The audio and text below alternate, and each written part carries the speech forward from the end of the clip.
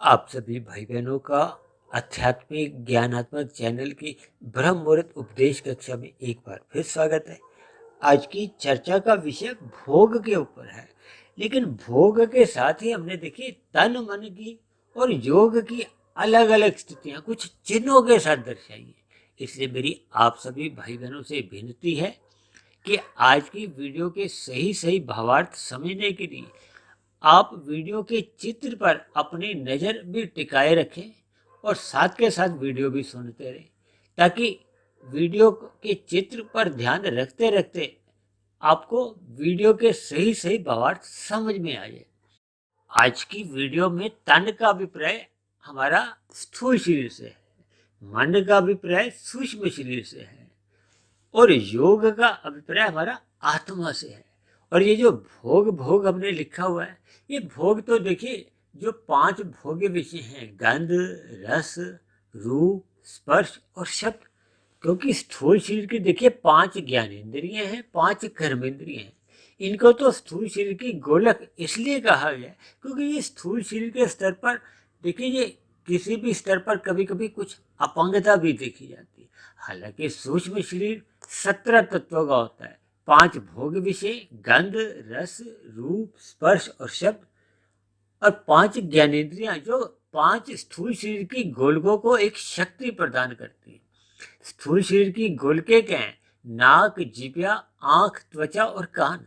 इनको जो सूक्ष्म रूप से जो एक शक्ति प्रदान करते हैं, वो 5 ज्ञानेंद्रियां सूक्ष्म शरीर का हिस्सा होती है। और ये जो 5 भोग विषय हैं, गंध, रस, रूप, स्पर्श और शब्द, ये सूक्ष्म भूत भी कहलाते हैं। और आपका हमारा जो स्थूल शरीर है, जो तन है, वो 5 तत्वों का ही है, पृथ्वी, जल, अग्नि, वायु, आकाश, जिनको गंध, रस, रूप, स्पर्श और शब्द, इनके एक स्थूल भूत भी कहा जाता है। क्योंकि इनकी उत्पत्ति यानी कि स्थूल शरीर की उत्पत्ति का जो सूक्ष्म कारण है, वो गंध, रस, रूप, स्पर्श और शब्द, इन सूक्ष्म तत्वों को ही बोला जाता है। शास्त्रों में इन 5 तत्वों को सूक्ष्म भूत भी कहा जाता है, तन्मात्रा भी कहा जाता है, और हम साधारण बोलचाल में देखिए इनको विषय भोग भी कहते हैं।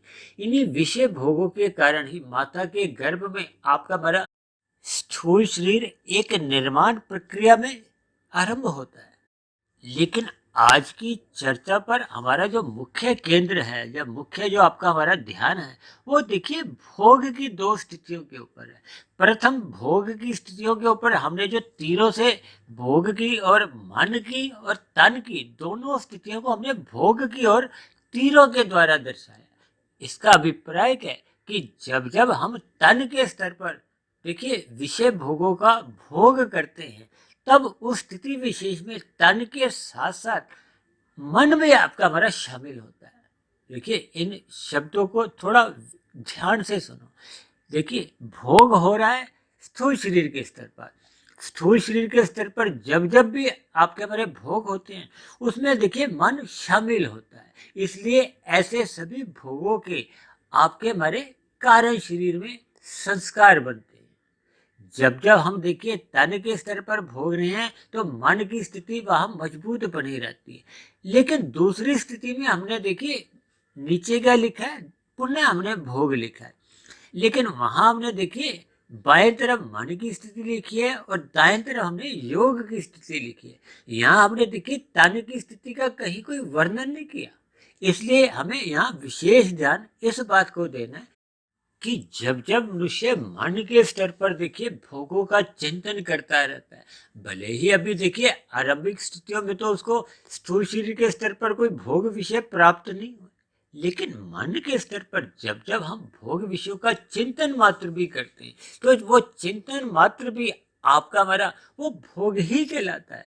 अभी कुछ दिन पहले ही हमने संध्या बेला ज्ञान कक्षा में माल के ऊपर भी 2 अलग अलग विषय रखे थे कि एक साधारण मनुष्य है, जब जब माल में घूमने जाता है, तो वहां आपके हमारे 5 भोग्य विषय एक मेले के समान ही आपके हमारे समक्ष आते हैं। यानी जब जब भोग विषय आपके समक्ष आते हैं, उनका जैसे ही हम संग करते हैं, संग करने का अभिप्राय क्या है कि अभी हम उन विषय भोगों को स्थूल शरीर के स्तर पर भोग नहीं पाते। देखिए उन सभी भोगों को स्थूल शरीर के स्तर पर भोगने की मनुष्य की एक सीमा है। धन भी चाहिए, स्थूल शरीर के स्तर पर हमारी एक पात्रता भी होनी चाहिए। लेकिन मन के स्तर पर देखिए, हमें किसी भी प्रकार के धन की जरूरत नहीं होती, किसी भी प्रकार से कोई मन की स्वस्थता की जरूरत नहीं है। अब इंद्रियों के स्तर पर किसी की देखिए शीतलता भी हो सकती है। अब वृद्धावस्था के समय अक्सर स्थूल शरीर की जो इंद्रियां हैं वो शिथिल हो जाती हैं। शिथिल होने के कारण मनुष्य उन विषय भोगों का प्रत्यक्ष रूप से सुख लेने में असमर्थ होता है। लेकिन ऐसा माना गया है कि सूक्ष्म शरीर में जो मन और बुद्धि है वो कभी देखिए वृद्धावस्था को नहीं प्राप्त होती। वो सदा ही एक जवान बने रहते हैं। कहते हैं ना, मन सदा ही जवान बना रहता है। तब ऐसी स्थिति विशेष में मन उस भोगों में लिप्त होने लगता है। लिप्त होने का अभिप्राय है कि वो मानसिक स्तर पर उन विषय भोगों का भोग भोगने लगता है। तब ऐसी स्थिति विशेष में देखिए, हमने अब तन की कहीं भी अपने वीडियो के चित्र में नहीं लिखा दूसरी पंक्ति में। केवल मन क्या भोगों की तरफ दो तीर जा रहे हैं। और उसके आगे ही देखिए, हमने एक योग की स्थिति के साथ एक गलत के निशान समाप्ति की ओर, जैसे कहते हैं ना, ये डिलीट हो जाता है। योग क्या है? यानी कि उस स्थिति विशेष में जैसे ही हम मानसिक स्तर पर भी विषय भोगों को भोगते हैं, उस स्थिति विशेष में या उतने समय विशेष में आपका हमारा जो आत्मा और परमात्मा का एक संबंध टूट जाता है। इस गुना गुना के निशान को कहो, गलत के निशान को कहो, समाप्ति का निशान।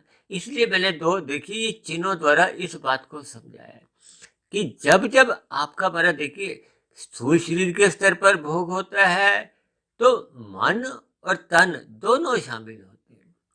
जब जब स्थूल शरीर की आपकी हमारी पात्रता नहीं होती, चाहे वो धन के दृष्टिकोण से हो, चाहे वह इंद्रियों के दृष्टिकोण से हो, या पदार्थों की उपलब्धता के दृष्टिकोण से भी आप समझ सकते हो।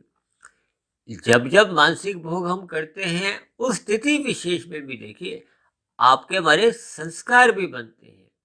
संस्कार बनते हैं तो इसका अभिप्राय क्या है कि उस स्थिति विशेष में आपका हमारा परमात्मा की सम्मुखता को हो, योग की स्थिति को हो, वो समाप्त हो जाती है। इसलिए मनुष्य को अपने मिले हुए जीवन में सदा ही मन के स्तर पर परमात्मा का चिंतन करना चाहिए। जब जब हम परमात्मा का चिंतन नहीं करते, तब ऐसी स्थिति विशेष में इन भोगों का चिंतन सहज ही होने लगता है, जिसको एक साधारण मनुष्य रोक नहीं पाता।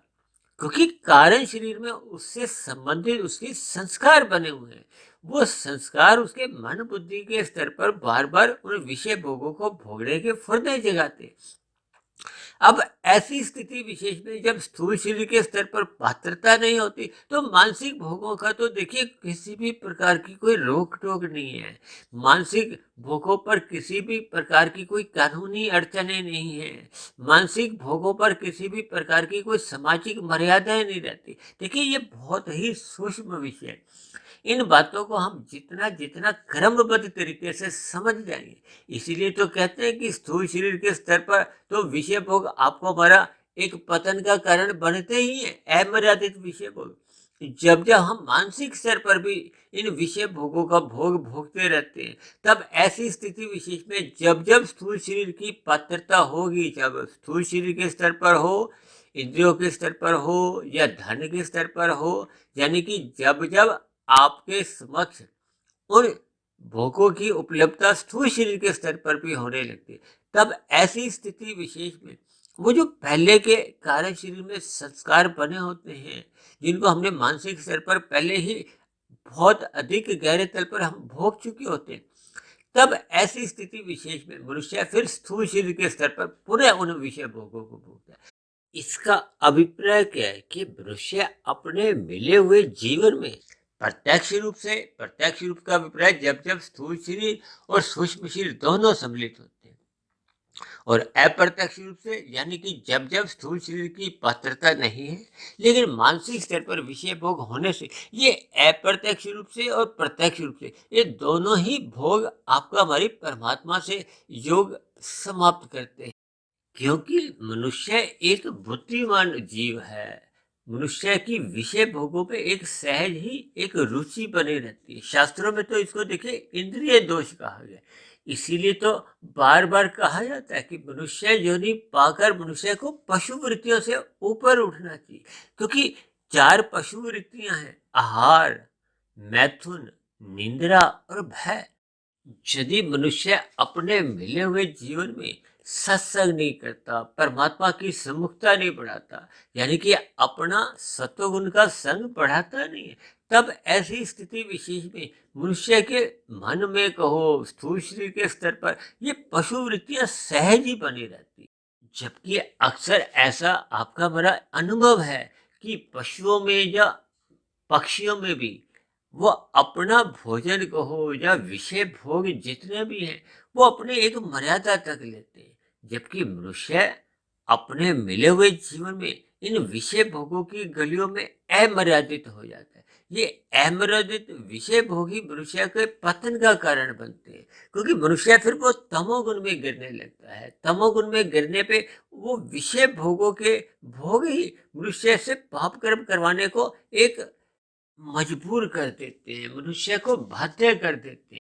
इसीलिए तो शास्त्रों में बार बार कहा गया है कि हमें इंद्रियों का गुलाम नहीं बनना। और ये इंद्रियों का गुलाम मनुष्य तब तक बना ही रहता है जब तक मनुष्य सत्संग नहीं करता, अपने मिले हुए जीवन में एक मर्यादाओं का पालन नहीं करता। और ये मर्यादाएं मनुष्य के जीवन में तभी बन पाती है जब मनुष्य अपनी दिनचर्या को एक व्यवस्थित बनाता है, अनुशासित बनाता है। और ये सभी स्थितियां उसके जीवन में तभी बन पाती हैं जब वो अपने मिले हुए जीवन में श्रद्धा पूर्वक सत्संग करता है। श्रद्धा पूर्वक सत्संग करते रहने से ही फिर उसके कारण शरीर में शुभ संस्कार बनने लगते हैं। वो शुभ संस्कार फिर वो आरंभिक स्थितियों में जो पहले के शुभ संस्कार बने होते हैं उनमें और अधिक मजबूती लाने लगता है। जो पहले के अशुभ संस्कार होते हैं उनमें थोड़ा वो नियंत्रण करता है। और यदि मनुष्य अपने मिले हुए जीवन में सत्वगुण का संग नहीं करता, यानी कि सत्संग की न्यूनता होने पे या सत्संग के अभाव में मनुष्य का फिर रजोगुण विषय भोगों की गलियों में अमर्यादित छलांगे लगाने लगता है।